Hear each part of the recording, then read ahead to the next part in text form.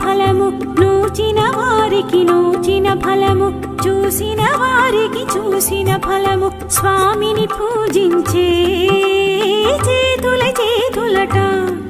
ఆ మూర్తిని దర్శించే కన్నుల కన్నులట తన కథ వింటే ఎవరికైనా జన్మ తరించునట తన కథ వింటే ఎవరికైనా జన్మ తరించునట శ్రీ సత్యనారాయణుని సేవకురారమ్మా